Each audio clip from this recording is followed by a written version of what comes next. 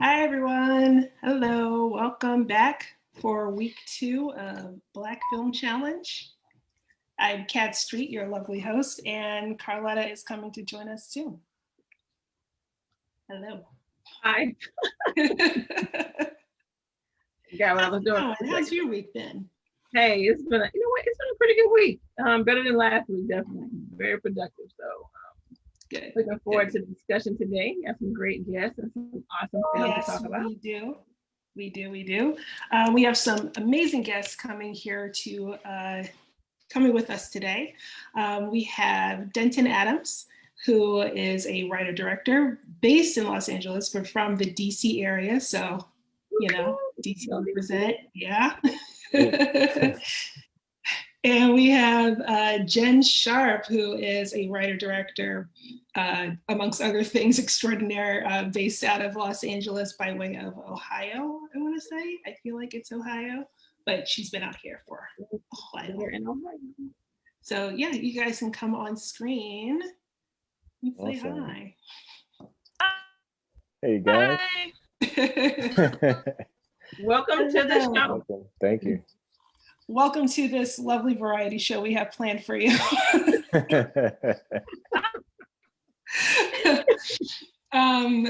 So Denton, why don't you tell us a little bit? Denton and I know each other from film school. Yes. Yes, he was a year above me. I won't say when we graduated. Please don't. We're young. We still look youthful. Yes. I hope, well, I don't know, with the beard, I don't know. It kind of gives it away a little bit. You look refined. That's maturity. That's experience. That's experience. That's what that is. Okay. Life. But yeah, we went to film school together, and he directed a few films while we were there, and has continued to make his mark in the indie scene. So Denton, could you tell us a little bit about what you do, what you're working on, that kind of thing? Sure. Thank you for being here. I'm Denton Adams. I'm from Washington, D.C. I have been producing and directing features since 2006. I moved out to LA almost 4 years ago. This August will be 4 years with my family. I am currently going to finish production next week, a feature film, 846, which is an anthology series, a collection of short films that focus on racism, social inequality. It's literally 11 conversations that have been had since the death of George Floyd, Breonna Taylor, and Ahmaud Arbery. And so I have brought on 10 other directors. And so we all have been collaborating to produce this project. Wow. So we finish the film, finished as far as production next Sunday through Thursday here in Los Angeles. And then we'll go into post. So that's my big project I'm working on right now. Nice. Yeah. I've heard of this. Good luck with that. Thank you. And Jennifer, how's it going? What you doing?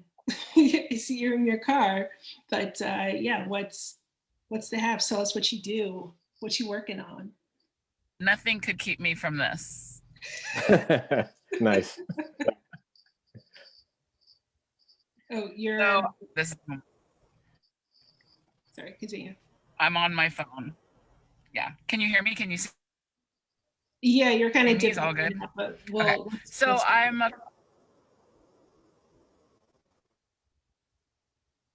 Am I? Uh-oh. Okay. I'm a filmmaker. Can you hear me okay? Yeah. Can you hear me okay? Yes.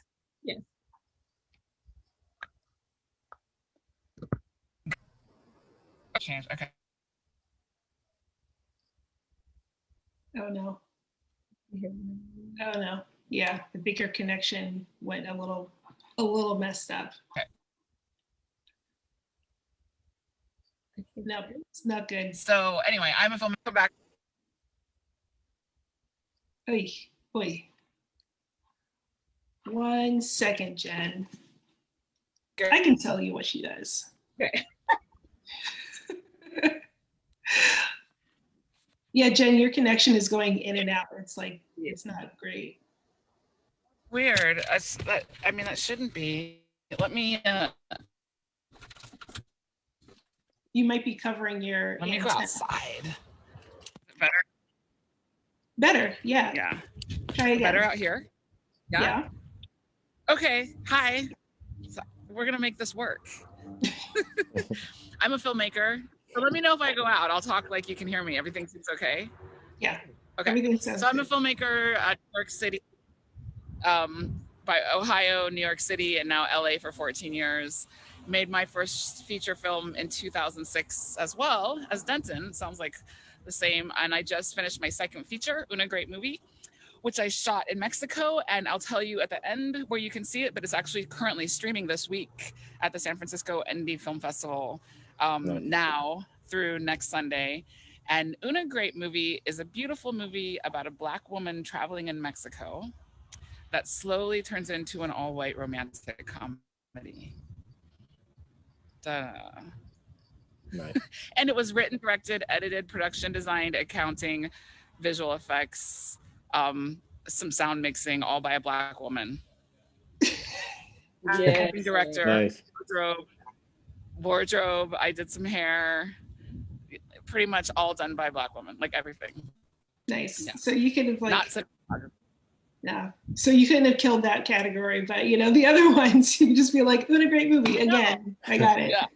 And edited by a Black woman. Edited, production design, written, directed, accountants, visual effects, post-production supervisor, sound mixing. Yeah. Yeah. That's incredible. Left that category off your Black Film Challenge. You should have been like a film that was directed by blah, blah, all by a Black woman. You should just keep responding to each day challenge. Like, yeah, this is also a comedy. Yes, this is also a drama. Today it's romance. Yeah, and actually it is a comedy and it is a drama. And it is a romance. Yeah. Okay, that's enough of me. So I'm gonna shut the door to my car now that I know I have to be outside. Okay. Yeah, thank you, Jen. And Jen is like low-key a hero of mine from just her gumption and her persistence and everything. So it's great to have you with us, Jennifer. Thank you. So we're going to go into a little bit about the past week, like some of the challenges that came up. I feel like this week went a little better than the first week. I don't know how you felt, Denton, with like some of the categories. I feel like I kind of went a little haywire in the first one. Like, you have to find this, and it was just like 3 movies or something. It wasn't too bad. I got so last week was for me it was difficult because and I want to put it down on this, but my dad passed away in August of last year. And so this was his first year. His birthday came around on the 9th, and I was not able to talk with him. So by Monday, I was able to do Monday, but then Tuesday, Wednesday, like the rest of the week. But I was like, dang, I want to, So I have my my examples, but I didn't get a chance to put them up last week. But yeah, I mean, I think this past week it got difficult as the end of the week came, but it wasn't not doable. But I definitely got stumped, I think, by Thursday. I think that was the day I was like, I don't know about that one. I did some more research on that one. Yeah, that was Afrofuturism. Afrofuturism, yeah. Because I had some ideas, but some of the concepts weren't films. I guess technically they are. It's like one of Janelle Monáe's, but it's more of a visual than anything else. So it's not necessarily a film. But I would have, put that down there because that's her thing. That's that Afrofuturism component. Yeah, actually, last week's winner, Teresa, she did watch that. She did use that because I would have counted it. It's feature length. Yeah. It's like 40 something minutes, maybe an hour, I think. Yeah. So yeah. Okay. Well, cool. Yeah. Then I would have used that because I didn't know. It's like it's not really a movie, but it's a visual, but it's still on Amazon, so it still counts. It's got like a line. Yeah. There's a story in there somewhere. Exactly. Somewhere, yeah. Shout out to Janelle Monáe. That was. Yes. I still think about that every time I listen to that album. It's just like. Yeah, it's so awesome. Yeah. In my head. It's definitely creative, so it's a creative endeavor. Yeah, for sure. And what about you, Jen? Was there anything that was like? Well, I So I pushed the bar a little on the horror, right? Yes, you did. No, on the sci-fi, because I claimed the Matrix. I claimed the Matrix for Black people. Yeah, That's great. that's a good I was one. like, I was So I that one as being and could have been directed by a Black woman, definitely written by a Black woman. So Yeah. I'm proud of that one. yeah, that was And Kat, I wanted to ask you, do you accept short films yeah that for are available to? yeah for some of the Because I categories, yes. feel like I did a slash Afrofuturism sci-fi short film that I directed called Time Travelers. That's on my website. That was shot by a DP, shot by Miss Catherine Street, and directed by. It's like a sci-fi Afrofuture short film. It's yeah, that's right. Yeah, that is definitely like sci-fi. It's like an Afrofuture one. Yeah, it's got Yeah. That's right. That's right. It's on my website. We'll just like go watch it. The whole thing is 12 minutes. And Catherine was the DP and I was the director and editor. Well, Yeah. definitely counts then. And then I wrote down just a few. So what was that? I said count by default. Oh. So right, it has to count. So I pushed some boundaries this week where I did the Matrix and I did the short film that's airing the website. Then Tiffany put up this amazing picture of this movie. Oh, Is she breaking up for me or just? yeah, you're breaking up again. What was the movie? Again, Yeah. Bad Hair, Tiffany. Oh, yeah. So she posted that. And I loved that poster. So I went to Hulu and watched it. Oh. Well, I only watched like 10 or 15 minutes of it, and then I had to go. And there was no horror happening yet. So I'm sure the horror is coming, and the poster was amazing. Yeah, it's But the first 10, 15 minutes was a very normal movie. I'll have to ask Tiffany about that one. Yeah, we watched that.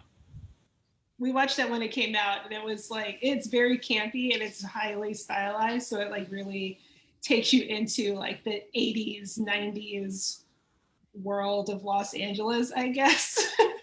So it's like a very pronounced version of like the 80s and 90s. So that's what I liked about it. But there's like some horror, thriller elements to it. Yeah, for sure. Poster was enough. Like, I love that poster. It's like Bad Hair, and it's this woman who's like, and her hair is all, I was like, that's an awesome movie. So I was excited about that one. I really wanted, if I hadn't put The Matrix, I said I would have put Blackula, because I mean, Blackula is a classic. And then somebody put Tales from the Crypts, and I hadn't thought of that for a while, so that was pretty cool to hear. Oh, you mean Tales from the Tales from the Hood. Yeah, Tales from the Hood. Oh yeah. I was like, they made that into a movie? I know, right? I thought, because when she said that, I thought she was thinking about Creepshow, which is the movie version of Tales from the Crypt, the movie too. But Tales from the Hood, Yeah, Tales from the Hood. Yeah, you got Tales from the Hood. Some good things were brought up. Tales from the Hood, Blackula came back through my mind. I did Antebellum for the horror. Actually, that's what I did instead of Blackula, which I really loved that movie. Like, for those of you who don't know Antebellum, I mean, you can watch it now on like whatever channel streaming you can find it on. Amazon. I think it was Amazon. Jordan Peele produced it, and I forget the name of the director, but that's the whole point. It was a Black director and writer. But it's just this kind of horror movie, but it's dealing with the antebellum time period, and I don't know how many of you, I mean, it's very recent and it's worth seeing. And I just have to say, I loved their use of the Confederate flag throughout that whole movie. Like, the Confederate flag is never ever mentioned, but it's in like every scary scene in the background. And it's like, if you want to explain to people why the Confederate flag is so scary to Black people, like this movie does it by showing and never even mentioning it, and I loved that. Yeah. So that's why I put Antebellum. Cool. Yeah, Good but choice. yeah, Brother from Another Planet was another cool one that came up. Like it's pretty cool to see what people post. Yeah. Although Brother from Another Planet was not directed by a Black person, surprisingly. Okay. Yeah. But yeah, that was like I had to like make sure I looked these up, like, Oh, okay. Because I wanted to put The Harder They Fall last week, which is the Jamaican movie. If anybody, I mean, it's like classic Jamaican. The Harder They Fall from like the 1980s, 70s. It's classic, mhm. like just like Coolie High classic. Oh, I love And it. Jamaican, and it's like that same thing. Although then I found out it was cinematographer and director were white, and it's this totally black like Jamaican movie. That's whatever. So you gotta look. And actually, Antebellum was co-directed by a white guy.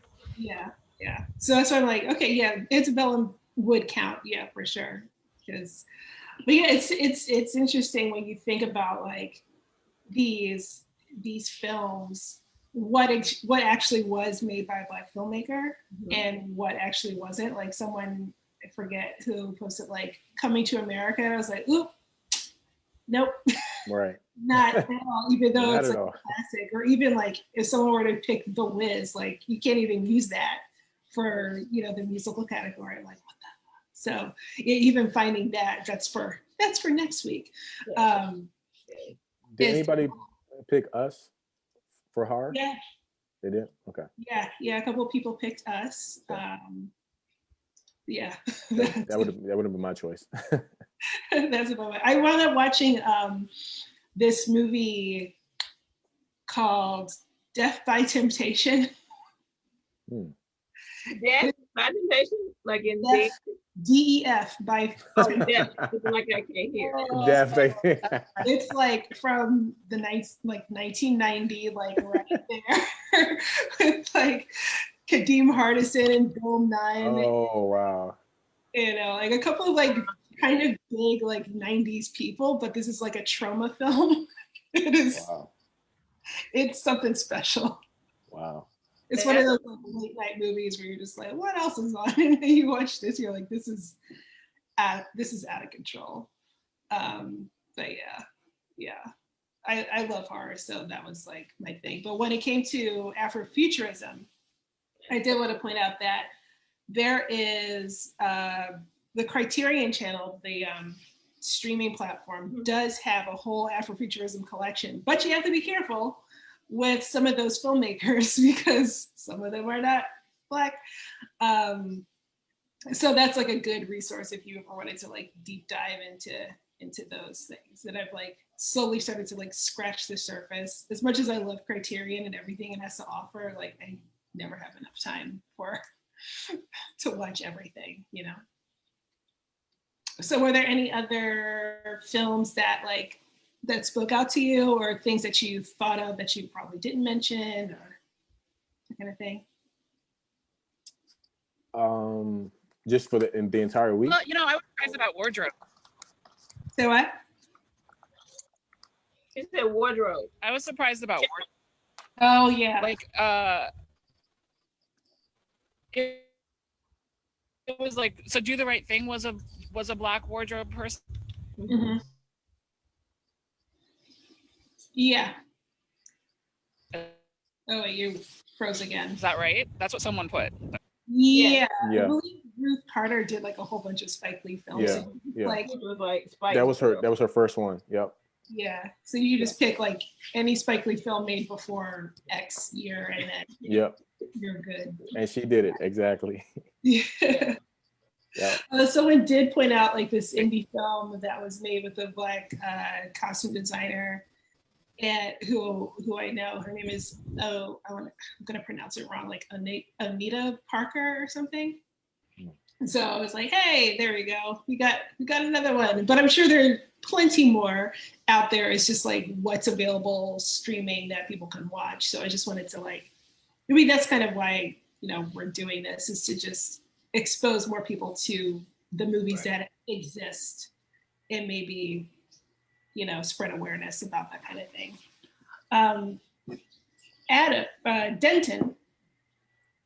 Denton When you were filming, since we haven't talked about this much, like filming during COVID, like what is that experience like? Inquiring minds want to know. Wow. So it's changed. We started this project officially as of August, September of last year. And of course, COVID has changed tremendously since that time. And the way we produced the project originally, we didn't have what's called a CCO, a COVID compliance officer on set, because it wasn't as bad as it is now. But now we've increased our crew like from 5 to 20 people now. Like we've been blessed to get a new crew, but we also, within the crew members, we have a COVID compliance officer. And so we're actually ensuring that everything protocols are mandated from the actors, cast, and crew. Actors and cast is the same person, cast and crew, to ensure that everybody takes their COVID tests in a certain amount of time. So everybody this week will be taking tests prior to production on Sunday. So so as far as answering it now, I can't answer now because COVID's changed since the strands have changed since August. But I know that the way we're doing things now with production is completely just being really intentional with our organization and making sure everybody is taking the proper, protocols. And then of course, when they get to set with our CCO now, which is sort of the standard thing with production, she's going to ensure everybody completes a survey before they show up to set. And so we're probably giving like an hour before, call time technically would be like say 10. So at 9 o'clock, we'll be staggering everybody in now because the idea is to stagger your crew when they show up in your cast. So all of that is going to be new come next week. So if you have to ask me next week, I'll let you know how that went. But right now, it's just new. It's brand new. It's very interesting. And it's funny because a friend of mine back home, who's a director, had put out on Facebook, which I got the message. And he said, he was asking what should he do protocol wise for doing a project, an independent film now.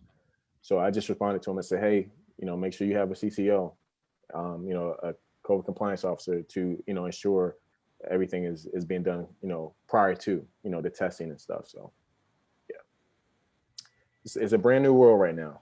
Everybody will be masked up, wearing shields, face masks the entire time. I know that the COVID compliant officer mentioned we will have air purifiers in each room of the locations we're filming and hand sanitizer stations. So it's a whole different ballgame before COVID, obviously.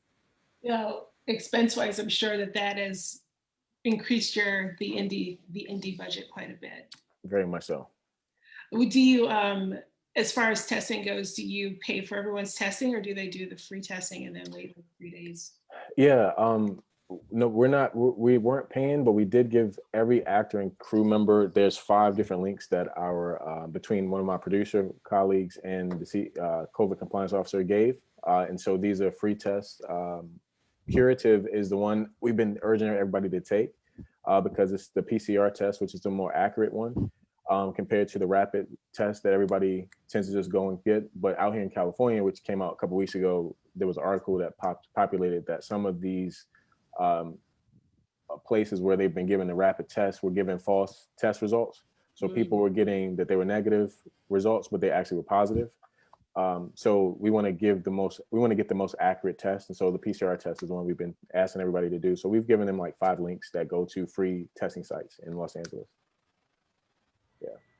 So you save money there, from the free testing, Yeah, but as far as the PPEs and all that they have to be got, that's where the costs incur.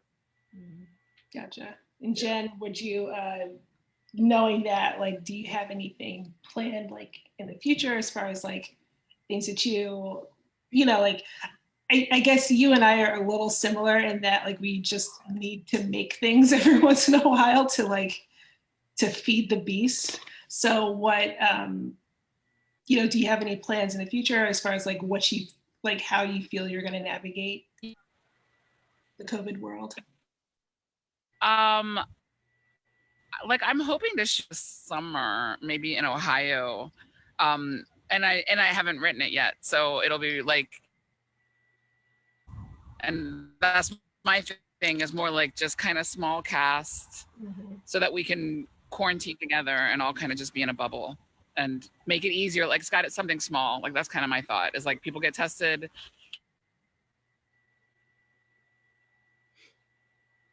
Yep, you dipped out again. And then short shoot, small cast, easy. Yes, small cast. Can you hear me? Yeah. Yeah. So small cast, easy shooting. Like I'm definitely writing with that in mind. So we'll see. Yeah, we actually. First, I gotta pay off.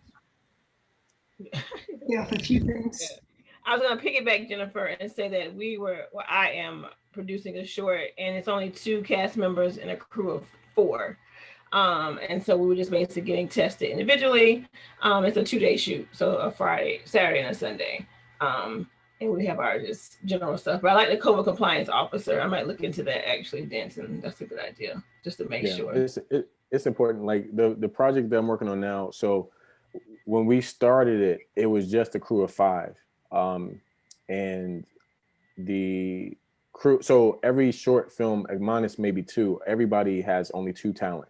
So it's we're shooting 11 short films. So we shot 4 or 5 already. But now we just wanted to get all of them. We were just shooting on the weekends, technically, originally. So we were spacing everything out, which made it equal. But now we got an executive producer on board. So we said, let's just finish everything in 1 week, try to maximize the crew. And then, like I said, the crew just, went from 5 to a lot of people.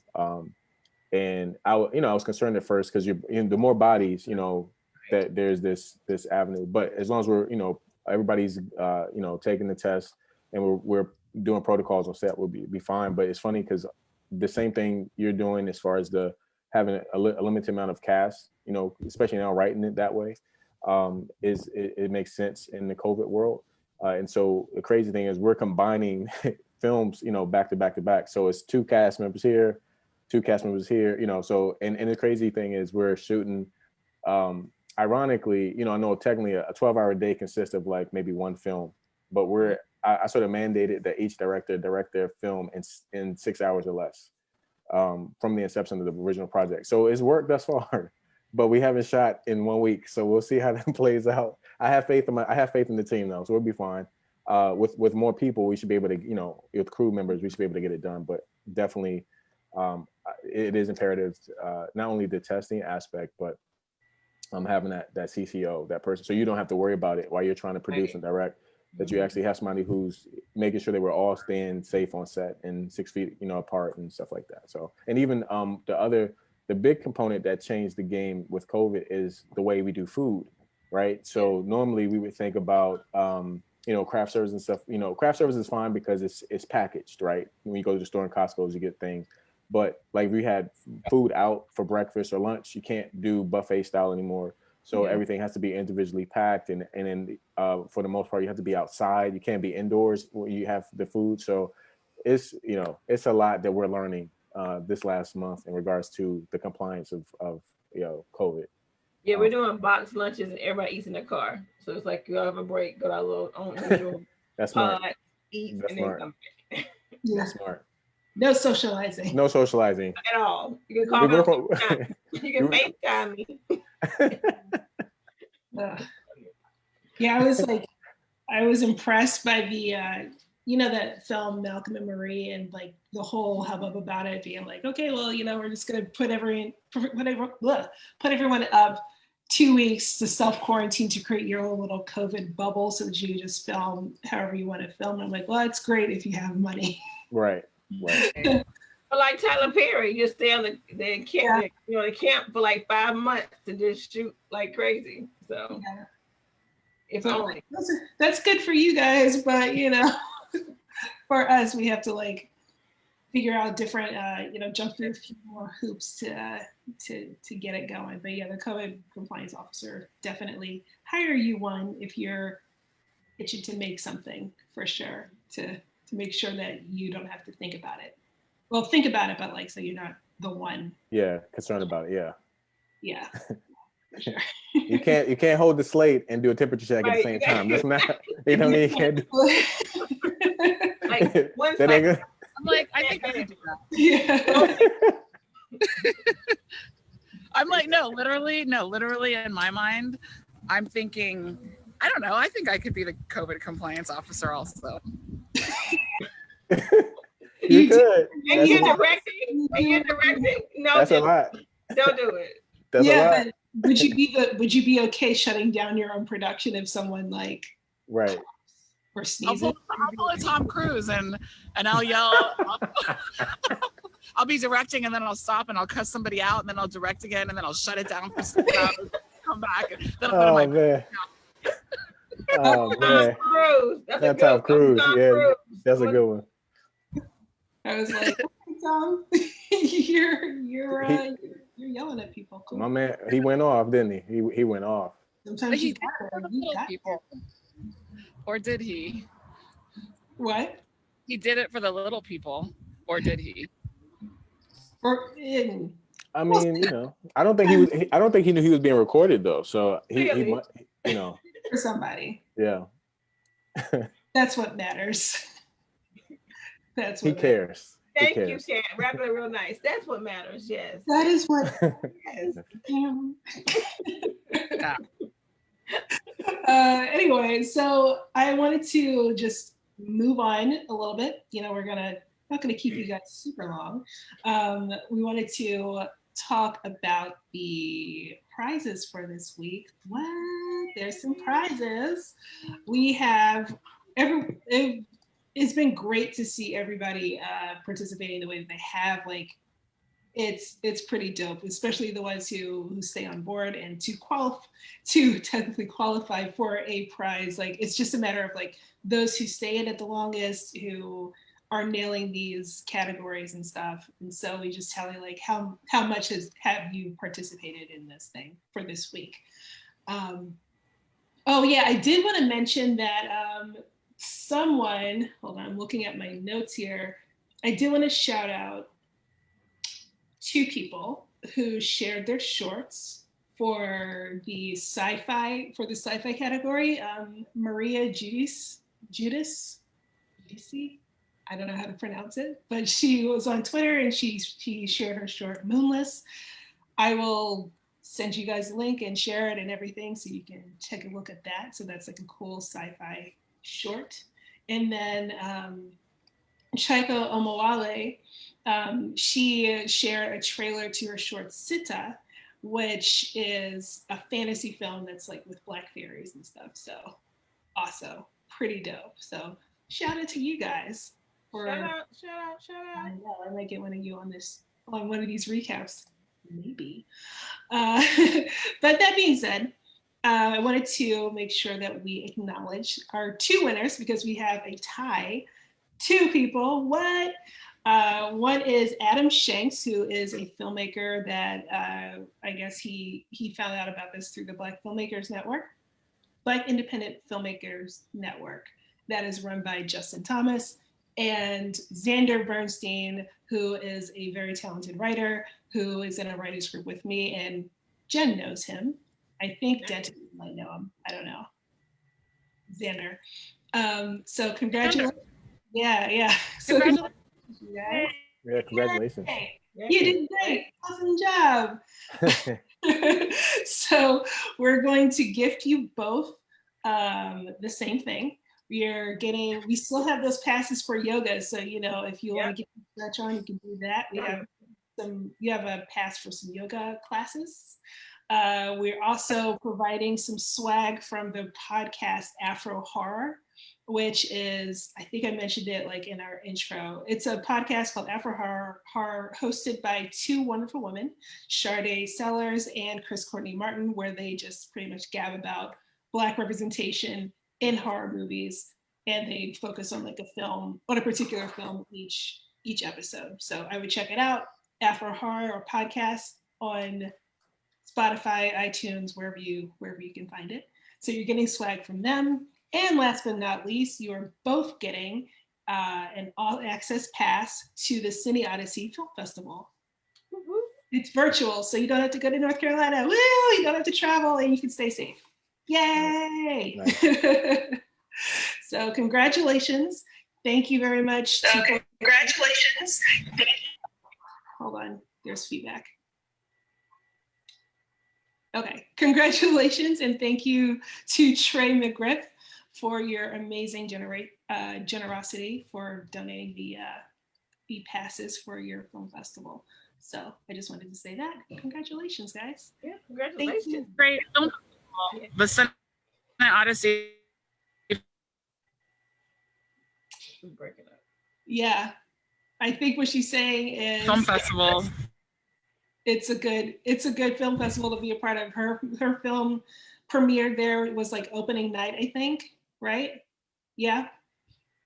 And my short Cycles also was screened there this past year, last year, this past fall. So they're good people. He's good people. It's a great festival. So you're going to see a lot of really good things from them. And they also have like amazing events as well. Like I just saw a screening for the film, for the documentary Mr. Soul, which I would check out. It's going to be on PBS. Mr. Soul is awesome. Like Melissa did an amazing job. I've seen it 3 times. It's oh yeah. Yeah, yes.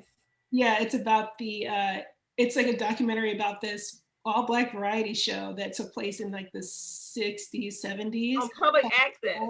It was public access, and like around the time the kids were like super militant and stuff, and they just got away with so much. And so it's a really fascinating documentary. I would check that out. So anyway, that is all for this week. Thank you guys so much for coming. Do we want to thank sponsors? Any other sponsors? Just Bella Yoga. Don't forget, we're gonna have some more prizes next week. Lamique Cosmetics, my lip glosses, them today. You'll see. And just excited for next week. Got some great films to check out for you guys to talk about.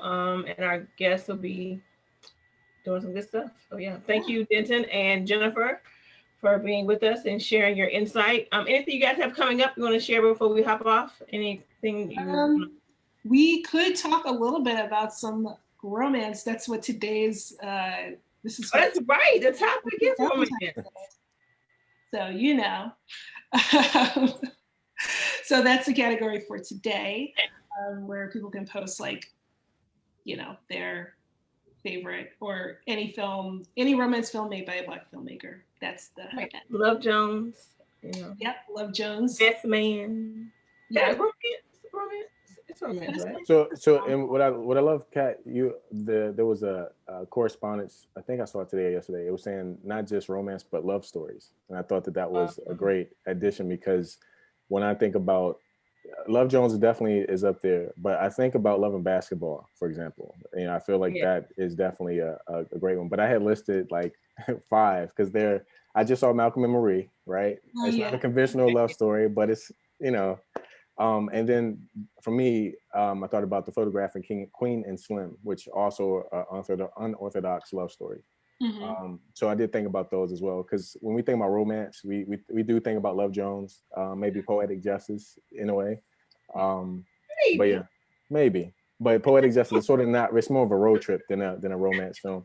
But I do think about these other nuances of stories that have been made. Like I said, I just saw Malcolm and Marie last week. I finished it and I was like, what? In like 2 hours, y'all going back and forth? Are you serious? Yeah. But I guess there are some relationships like that where it's a toxic relationship and that's how they work. I'm like, I couldn't do it, but I was watching, I haven't finished it. I'm in the middle of it, and so it took me a minute before I even like latched on, because I heard, and then once I got the meat of the situation, and then I haven't. Oh God. No, I did the same thing. So I watched the first half because I had to stop it because I was like, I feel some kind of way. Like it's a lot of argument. Like the whole time they're arguing back and forth and back. I'm like, come on, bro. But then, so I took a break, and then the next day I finished the second half, and I was just like, oh, this is what this is about. You know what I mean? It has layers. So that's what I love about that film is you think you know what it's about, but it's just like, take what you watched for the first half, and then when you see that second half, you'll see that it's more to it than what is really happening. That's what's being said. But I love the execution of it by far, like the cinematography. I love black and white anyway. I just love that, especially we were in you know, Kat and I went to film school. This is one of the things we learned, and from Ray Regis, right? Who was our film history teacher, one of our film history teachers. And when it got down to talking about the history of American cinema, we were not made to be, Black people were not envisioned to be in the front of the camera. That's why it's always been harder to light us. Yeah. Celluloid was not meant for darker skinned folks. But then when we did get into films, we were playing the stereotypical mammies and butlers and stuff. So when I see this, and that's sort of like my feature is a majority Black and white film that we're working on now. But I love that Malcolm and Marie had this tone of what we've never seen black and white films where we're in it. You know what I'm saying? Like where we're actually the main characters are talking. Outside of the mammies and the butlers. I love the cinematography, but I think that relationship, it was as toxic as it was, it was captivating to watch. By the second half. First half, I was like, why am I watching this? No, I couldn't do it. I couldn't Thank do you. it. I feel better now. No, you're not by yourself. You Okay. couldn't do it, Jen? Yeah, I think I'm frozen, so I'm like, I'll stop contributing. But I couldn't do it. I did the first 20 minutes, and I'm not about to watch this for 2 hours, and I stopped. And then I thought maybe I'll just go to the last 10 minutes and see how it ends. I considered doing that, but I'm like, I don't want to watch this. That was my response. I was on my lunch break and I just watch went to people. bed, so I watched it and then I just had to stop because I go back to work. But I was like, okay, this is a lot. They're doing a lot. Yeah, it's a lot. It's a lot. It was intense. I mean, I watched it from beginning to end. I really enjoyed it. It was it's like a romance movie, but like at the same time, you're like, these two It's people. a painful romance movie though. It's like painful. It's a They should painful not be romance. together. But yeah, so that technically would not qualify for today, but still, I enjoyed it for it. It gave me like, and this might be too much, giving it too much credit, but it did give me like some Who's Afraid of Virginia Woolf vibes because it did. Yeah, that's true. Yeah. Tumultuous argument. That's a good one. When I finish it, I'm gonna think about Virginia Woolf. Yeah, I mean, I should probably watch the film again because I really love Who's Afraid of Virginia Woolf, but that's what it reminded me. Yeah, of. You know, we'll see. I have so my very first film, my first feature was a romantic. I'm Through with White Girls. Yes. Oh, I have your selection teed up for not next. Oh, okay. Well, here's a little indie film secret is that so you can rent it on Amazon or whatever, but I have it for free on Vimeo because I am the director and editor of that movie, although I am not the producer and I don't have the rights. So if you go to Vimeo and you put in feature film by Jennifer Sharp, I'm Through with White Girls will come up and you can watch it free. But I didn't put the title because I don't have the right to show it for free on the internet. That's what indie film hustle is, right? You direct a movie and edit a movie and then you can't show it to people because you don't have the rights. So I have it titled on Vimeo as feature film by Jennifer Sharp. If you look that up, you'll find it and it's free. That's how I met Jen. I watched the film. It was on Showtime and I was like, who made this? This is great. Because it had like a different, at the time when I watched it, it was like a very different representation of Black men or just Black romance that I wasn't familiar with. So I was like, oh, okay, yeah, I like this. I mean, it was like, this is before like being a Black nerd was cool. So it was like, just like a glimpse into that at the time. So I was like, okay, great. I'm into it. All right, I'm gonna watch it. But also I thought about the film. It's on Netflix called Always a Bridesmaid that Nicole Brown wrote. Would that count? I don't think it's directed by a Black person, but I know a Black woman wrote it. It's called Always a Bridesmaid. I think I know what you're talking about. Yeah. Is it Yvette Nicole Brown? Yeah, Yvette Nicole Brown. Yes. I remember. Yes. She has a small part in it also. In Olympia, would that count? I think it's on Amazon or Netflix. It's called Olympia. It's about a Black girl. She's a comedy. She wrote it, I think. Yeah, I don't know. I'd have to look it up real quick. Kat, would you? I have a question for you. Would you consider Manny Man Up a love story? Manny Man Up. Ooh, would I consider it? I shot that one too. Yes, you did.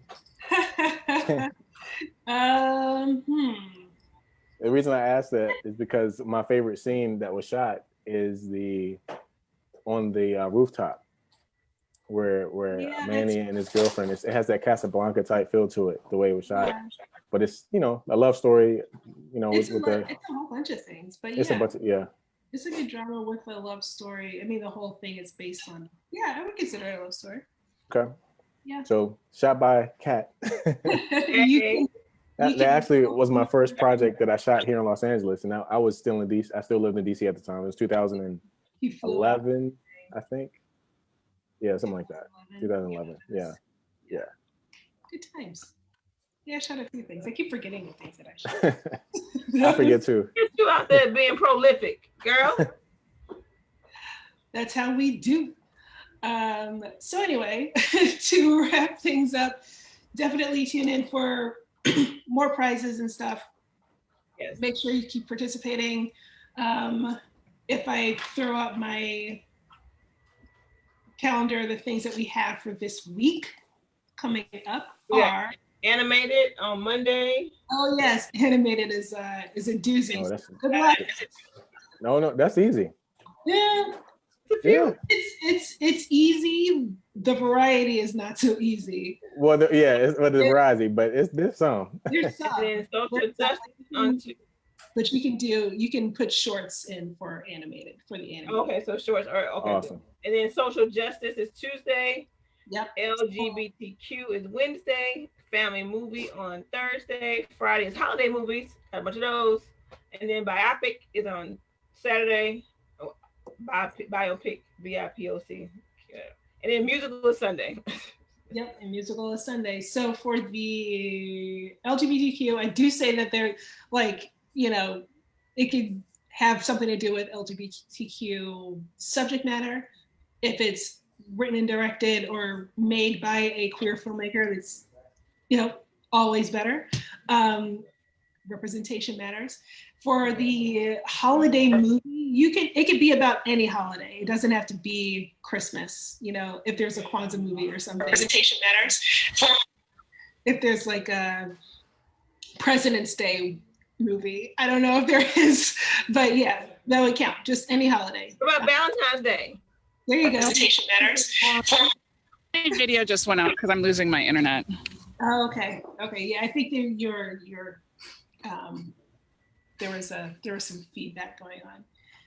So yeah, that's what we have planned for this coming week. And don't forget to post some romance films for today. I think I said any love story, and what I meant also, in addition to like unconventional love stories, it doesn't have to be a romantic love. Just putting it out there. It could be friendship love, familial love story, like bad example that would not qualify at all, but like I Love You Man would be like a love story, like two guys who are just like really, really good friends. That also sounds like a code for like a gay couple before they anyway, but you get the idea. You get the idea. And then yes, biopics, there's a bunch, but just make sure that it's made by a Black filmmaker, because some of them are not. Anyway, I think that is it. Thank you so much, Denton and Jen. I know that you've been having some issues, but thank you for showing your lovely face. Yeah, sorry about my issues. Sorry about the issues. Thank you. Oh, you've been fine. Technology happens. It does. Right. It does. It happens. Where can people find you and your work? Oh, is that? You can. Oh, it's feedback. Heartfeltpictures.com, and you can follow me on Instagram at Denton Adams. And yeah, I'm not really on Facebook that much, but still Denton Adams. So yeah, that's where you can find my contact and projects that I've made public. I'll put it that way. Say it again. Heartfelt Pictures? Yeah, heartfeltpictures.com. And our motto is to tell stories from the heart for the heart. So those are the projects that we're putting out there. Awesome. Yeah. And Jen? Yeah, I'm at Jennifer Sharp Films on Instagram. Yeah, and Jennifer Sharp on Facebook. And there you can find my movie that's screening right now at the San Francisco Indie Film Fest. Doing a great movie. That's that. Amazing. So stay Thank tuned. you. San Francisco Indie Film Fest. You can watch In a Great Movie this week and this week only. Right? Exactly. Yeah, till next Sunday. This week only. I think I'm losing. I think I'm about to cut out. Thank you. Okay, thank you. Thank you, guys. Thank you so much. We'll see you next week. Thank you so much for having me. Appreciate Then, bye. Safe. Bye. Wear your mask. Wash your hands. it. Yes, please do.